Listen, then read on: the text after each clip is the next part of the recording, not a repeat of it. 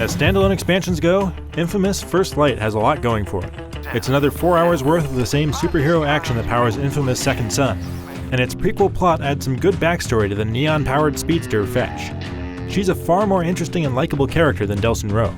The downside is that by putting us only in Fetch's shoes, First Light limits us to just one of the 3 Second Son power sets. Super Speed is a great power, and all the most important aspects like Endless Speed are unlocked from the get-go. The only thing is, having just one power set feels like a big step back in variety. Maybe that would have been less of an issue if Sucker Punch had come up with some really new and interesting stuff to do with those neon powers, but there's not enough of that here. Fetch has a few new tricks, like running through these swirly things for speed boosts, and that makes running from point A to point B a little more entertaining. There are some combat upgrades too, like neon homing missiles and melee finishers. They're neat, but not a big deal. I had to go back and check to see if some of these were in Second Son because they didn't really stand out.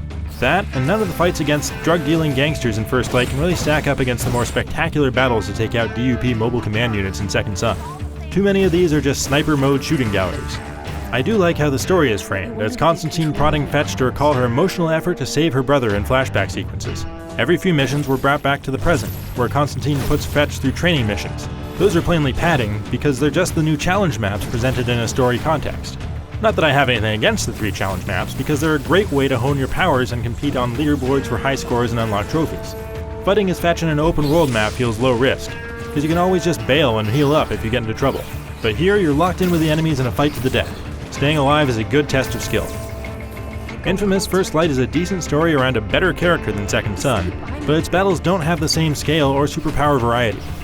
After the short campaign, its challenge maps put a new spin on combat by taking away your ability to escape danger on a whim, and that makes it much tougher.